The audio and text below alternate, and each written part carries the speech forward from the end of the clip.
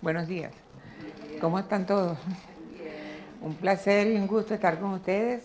Pasé toda la mañana disfónica, toda la semana, porque tuve una escuela sabática ya que me esforcé demasiado y dije, bueno, vamos a jugar la mudita durante la semana para poder tener voz hoy. Quisiera presentarme porque tuve el privilegio de encontrar aquí personas que conocieron a mi amado Andy, mi hermano, de verdad, un hombre de Dios espectacular. Yo vengo de la Iglesia Central de Maracay, ya tengo año y medio aquí, casi los 2 años, pero estaba en la península. Eh, Soy profesora universitaria jubilada. Pensé que mi lugar era Torrevieja. Estuve en Torrevieja más o menos 9 meses y me encariñé. Nunca había estado en un grupo pequeño, en una escuela, en una iglesia pequeña, y me encantó la experiencia y me parece hermosísimo este lugar. Ahorita estoy en el puerto de Weimar, vivo sumamente lejos. Eh, este, bueno, Me encanta estudiar la palabra del Señor.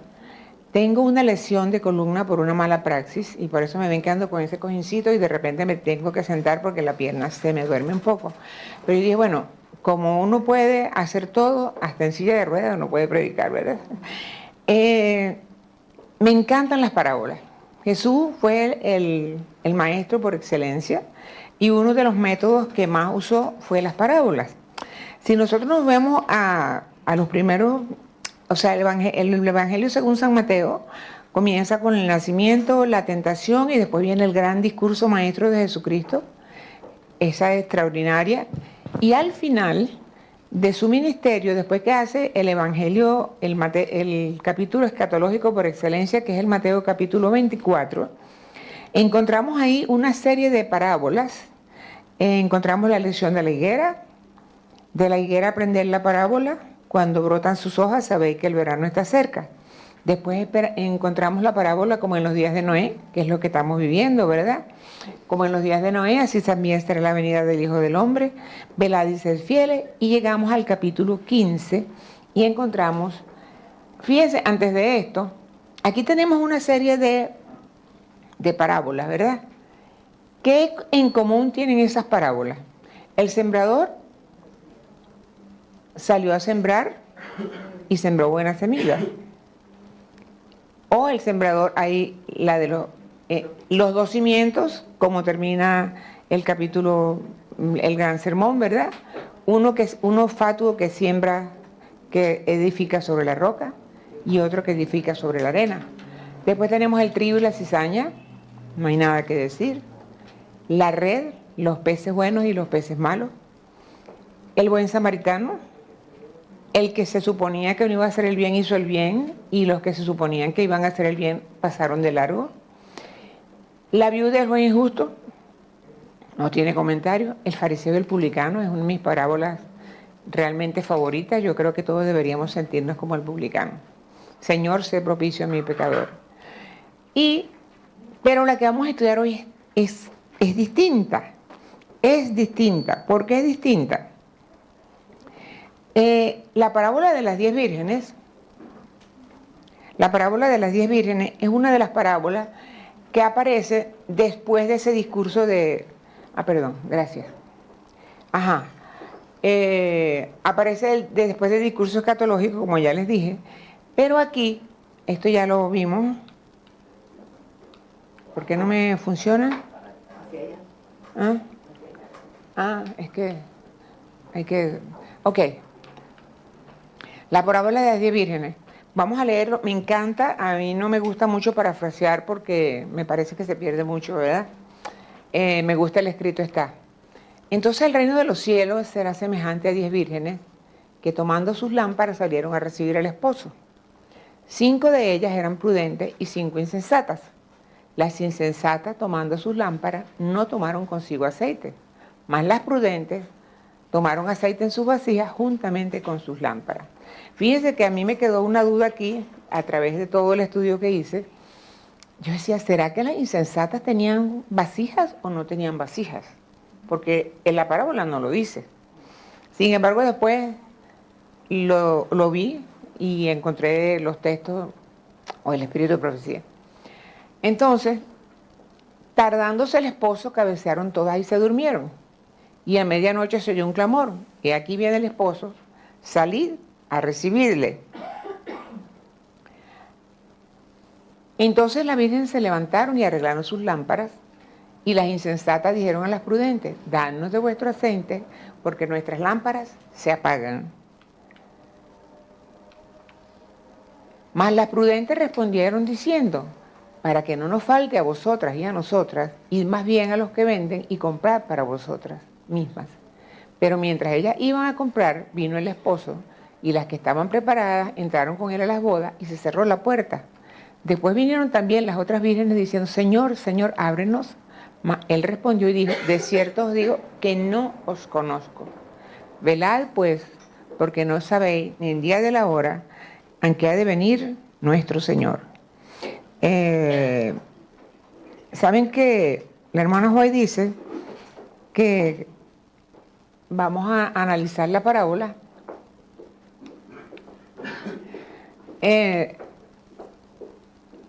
En el Medio Oriente, en esa época, las bodas se realizaban y la mujer prácticamente no tenía ni arte ni parte. Demos gracias a Dios que no nacimos en esa época. O sea, realmente era un negocio o un contrato que se hacía entre el padre de la novia y el padre del novio. El novio sí sabía. Entonces ellos hacían ese contrato y el novio tenía que dar una dote, porque el padre tenía que asegurarse de que su hija no iba a pasar trabajo. Cuando se casaban, esa dote se le daba a la hija para que tuviera protección, no vaya a ser que el hombre la repudiara y se quedara en la calle. Fíjense que el padre también se aseguraba de que ellas tuvieran algo, que él tuviera algo, que supiera un oficio. Acuérdense que Jacob tuvo que trabajar por Raquel 7 años, porque no tenía dote para darla y entonces tenía que trabajar para ofrecer la dote, ¿verdad? Entonces, las vírgenes se preparan entonces para recibir al esposo. Y aquí, al contrario, que en las otras parábolas que vimos, aparentemente no hay diferencia, ¿verdad? Todas las vírgenes se preparan para recibir al esposo. Y el Señor dice, el reino de los cielos será semejante a.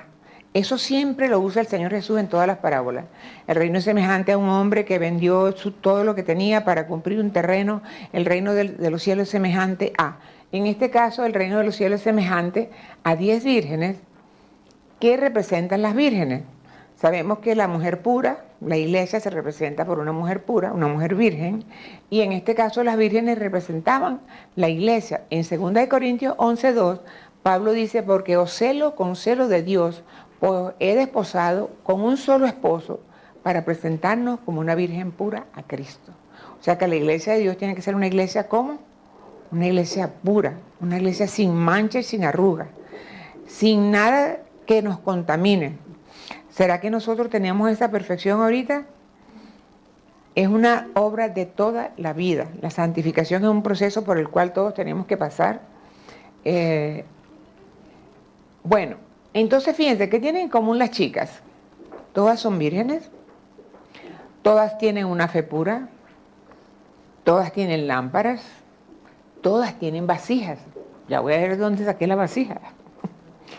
Todas esperan al esposo, todas se duermen y escuchan el clamor y todas se despiertan.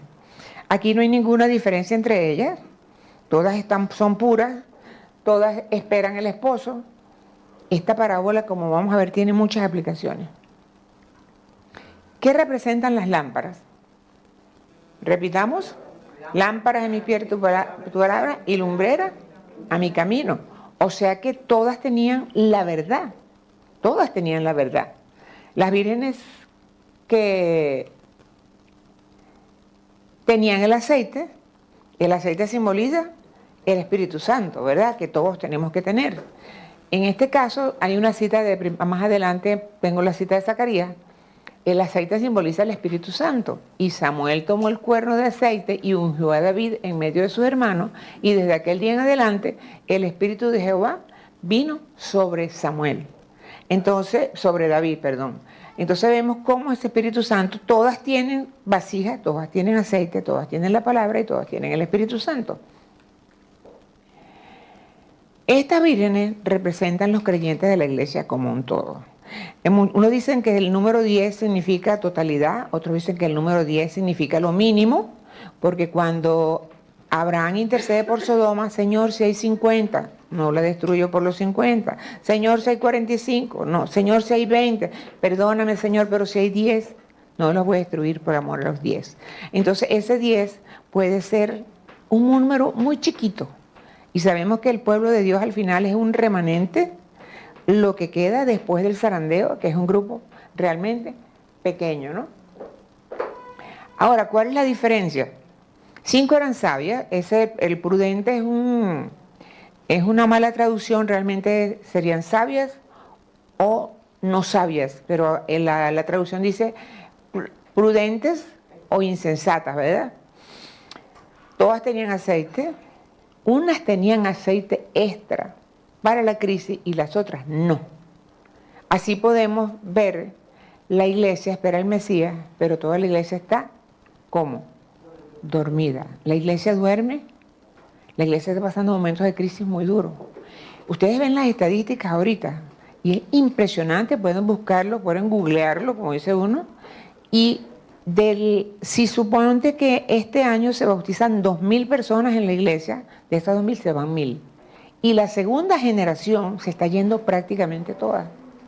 De mi generación, muy pocos son los hijos de la gente mía, que muchachos que nacieron en la iglesia, que fueron grandes líderes cuando jóvenes, están ahorita afuera. Entonces, como el Señor le dijo a los fariseos, ustedes corren 1.000 millas para hacer un prosélito y después lo hacen hijo del demonio. Muchas veces la gente piensa, sí, tenemos que hacer mucho programa para afuera, mucha obra misionera. ¿Qué pasa con lo que está dentro?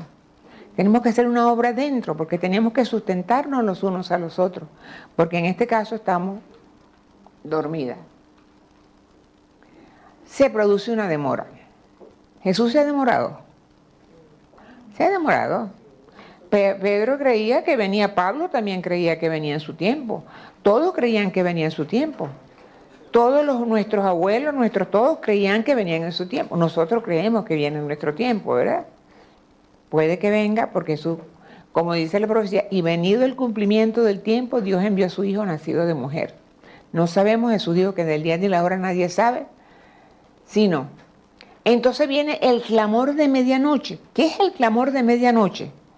El clamor del Apocalipsis de Ángel 18, de Apocalipsis 18, que es un clamor que alumbra toda la tierra. Por eso es que esta parábola es muy escatológica, como casi todas, ¿verdad? Aquí viene el esposo salida a recibirle. ¿Qué está pasando aquí? ¿El esposo a quién representa? A Cristo, ¿verdad? Cristo está viniendo, salida a recibirle. Todas se despiertan. Lo triste es que esta parábola es triste, realmente, ¿verdad? Porque las insensatas no eran malas, eran buenas, tenían fe, creían en Dios, esto lo estaban esperando. Pero cuando viene la persecución, de repente cuando se despiertan y la procesión va alumbrada con antorchas, porque era una procesión nupcial que iba de la casa del novio a la casa de la novia. Entonces las vírgenes, las muchachas hacían ese coro de danzas y de cantos y de luz para acompañar a la novia de su casa a la casa del esposo donde se casaban. Entonces, las 10 vírgenes toman sus lámparas y comienzan a prepararlas, apresurándose a marchar. La demora, ya lo dijimos, ¿verdad? Equivale a la demora a la parucía, o sea, la segunda venida de Cristo. Por eso Mateo nos exhorta, y nos exhorta siempre el Señor, velad pues, estar siempre preparados, porque el día del hombre, el Hijo del Hombre vendrá a la hora que no pensáis.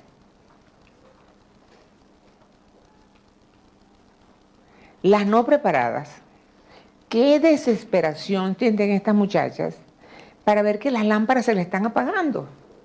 Danos de tu aceite porque nuestras lámparas se apagan. Pero las prudentes respondieron diciendo, no sea que nos falte a nosotras y a vosotras, id más bien a los vendedores y comprar para vosotras mismas aceite. ¿Qué significa eso? ¿Será que ellas son tan egoístas que no quieren compartir el aceite? es imposible, porque ellas son las que van a entrar a la boda, ellas son las que van a ser salvas, ¿verdad? Entonces, se me olvida que la cosa es para atrás. El aceite es símbolo del Espíritu Santo, ¿verdad?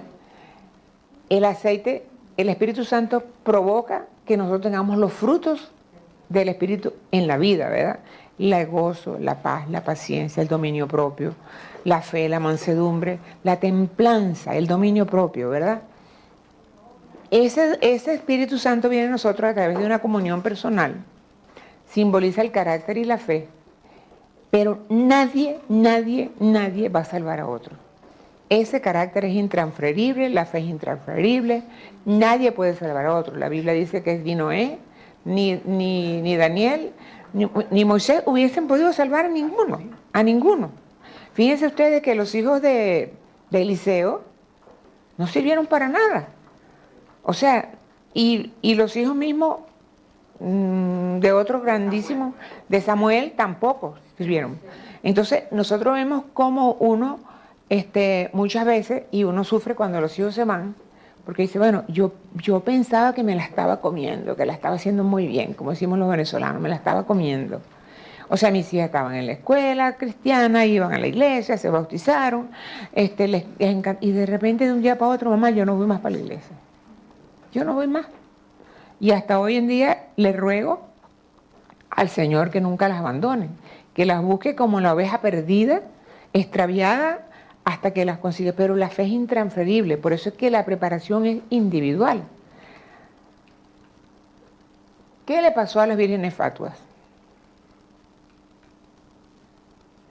Mientras ellas iban a comprar, fueron a comprar, llegó el novio y las preparadas entraron a la boda y se cerró la puerta. ¿Por qué? Porque se acabó el tiempo de gracia. El tiempo de gracia, nosotros no sabemos cuándo se va a acabar, pero sabemos que es al final del tiempo. Yo tengo un sermón preparado sobre eso. O el tiempo de gracia se nos acaba cuando nos morimos y no estamos preparados. Ahí se nos acabó la gracia, porque después de muerto, ni misita ni nada de eso vale para nada. O sea, después de muerto estamos. Después vinieron diciendo, Señor, ábrenos, pero él respondiendo le dijo, de cierto que no os conozco. Qué triste, ¿verdad? Qué triste, porque los hombres de la época de Noé se cerró la puerta y se quedaron fuera, pero ellos no quisieron entrar.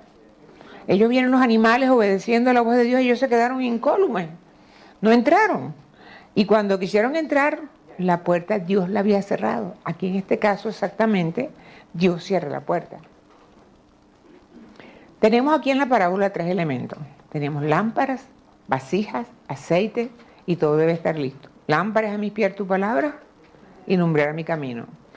Vasijas con aceite, tenemos que tener Espíritu Santo extra, no sé. Cuando Moisés le dice, dame el doble de tu espíritu. Las prudentes tienen las 3 cosas, las insensatas no las tienen. Aquí tenemos la primera aplicación y la más importante de la parábola. Saben que los pioneros usaron mucho esta parábola. Cuando pasó el chasco, en 1844, aplicaron esta parábola. Y el Señor tarda en venir. Bueno, el Señor no va a venir ahora, pero bueno. La necesidad de estar preparado. Esa es una necesidad indispensable que tenemos nosotros. Velar en todo tiempo para cuando venga el Señor no nos encuentre desprevenidos durante los eventos finales que ocurren antes de la venida de Cristo o durante el valle de sombra y de muerte que pasamos aquí al morir. Ahora, ¿cómo nos preparamos? ¿Cómo permanecemos en Cristo? No hay ninguna otra fórmula.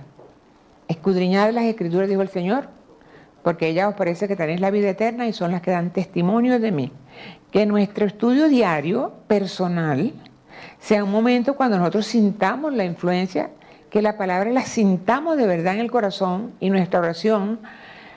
Yo decía, bueno, cuando yo trabajaba en la universidad como 12 horas diarias, o sea, y a veces pienso que cuando uno está así, como que muchas veces hace con más tesón para tener esa comunión con Dios, aunque yo ahorita desde que llegué aquí estudio más que nunca, porque aquí no me falta nunca un estudio por Zoom y una cosa de esa.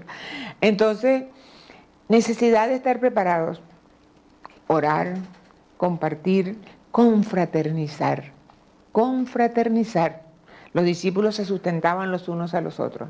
Y la parábola es escatológica. Eso significa que la parábola está relacionada con los eventos finales del retorno de Jesús. La parábola presenta sus dos clases de personas. Ya me tengo que sentar un ratico porque me empieza a molestar la pierna. Pero como el científico inglés, no, yo me siento. El científico inglés que daba clases con un pitico y sí. Las dos clases de personas que están esperando al Señor. En la iglesia están esperando al Señor. A pesar de llamarse vírgenes, porque profesan una fe pura. Fíjense que tenían una fe pura. Nosotros podemos estar en la iglesia con una fe pura. Podemos conocer doctrinas. Podemos estar claros. Pero nos falta ese aceite que el Espíritu Santo, porque a veces quizás estudiamos, ¿sabe que el pastor dijo el otro día predicando? Me encanta como predica el pastor. Él dice que muchas veces uno estudia la Biblia o prepara un sermón con un criterio intelectual. Intelectual. Tú ves algo y dices, oye, qué bueno está esto para un sermón. Y entonces te pones a prepararlo, a hacer lo mejor que puedes, porque para el Señor tiene que ser lo mejor. Pero entonces, ¿estás buscando a Dios o estás buscando que te salga buenísimo para que la gente diga, oye, qué bien lo hace, ¿no? Ahí estamos perdidos totalmente cuando hacemos las cosas así. Cuando hacemos las cosas por vanagloria y no para el Señor, ¿verdad? Entonces, igualmente, con todo eso, todas se duermen y solo 5 están listas. Si le llegamos al porcentaje, diríamos que la mitad de la iglesia se pierde. O sea, si llegamos a número, que sería terrible, ¿no? Sería terrible. Esperemos que no sea así. Esperemos que todos los que estamos aquí de toda nación, tribu, lengua y pueblo, estemos ese día con el Señor. Amén. Las vírgenes insensatas no son hipócritas. Respetan la verdad. ¿En qué consiste su problema? Número 1, no se han rendido a la obra del Espíritu Santo. Cuando uno hace las cosas bajo el Espíritu de Dios, uno las hace porque quiere, porque desea. ¿Por qué estamos aquí en esta mañana? Porque el libre albedrío nos trajo hasta aquí, ¿verdad? Han tenido una relación superficial con el Señor. Adventistas del 7º día. ¿Qué hacemos los otros 6 días? Estudiamos, oramos, compartimos.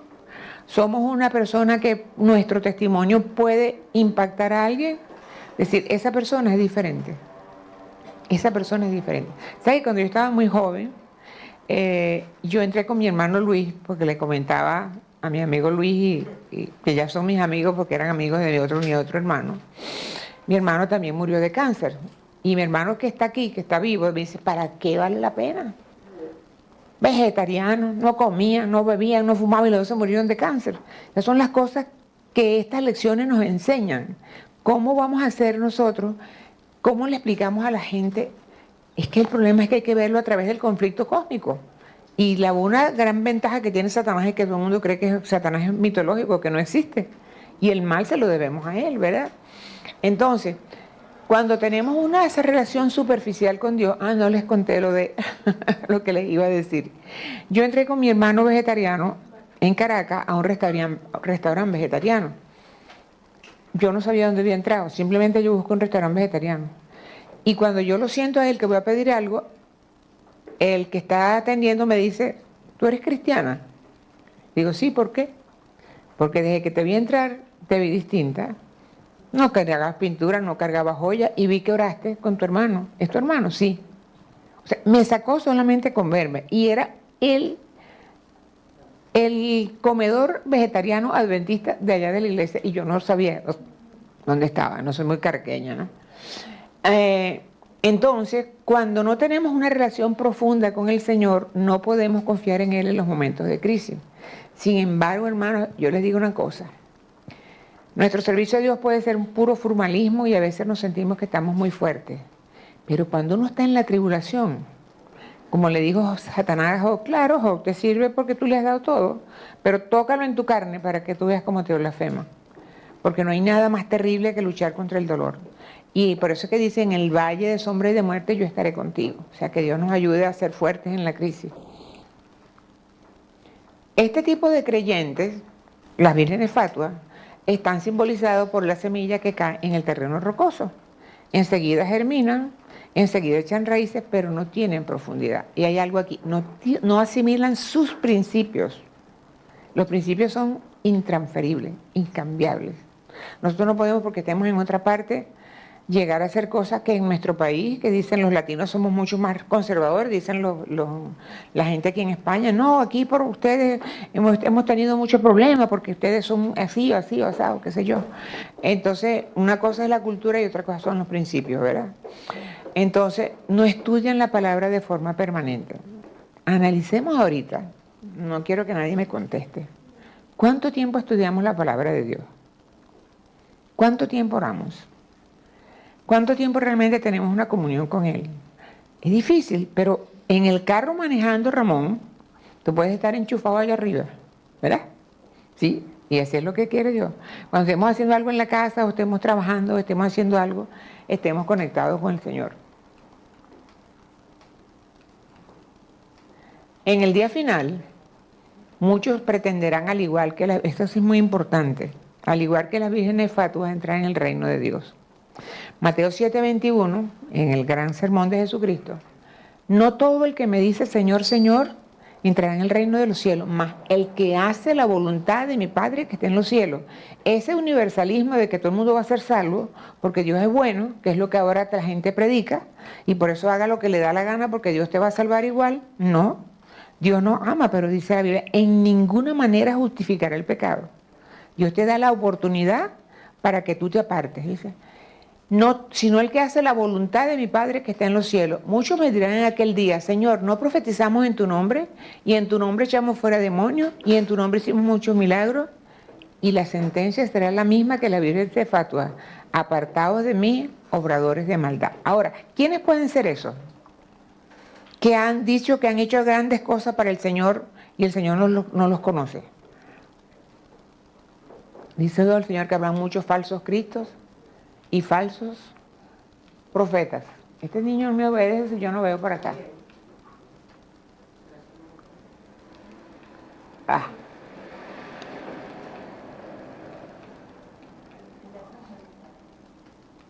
Aquí está, me volvió a pasar. ¿Quiénes son esos?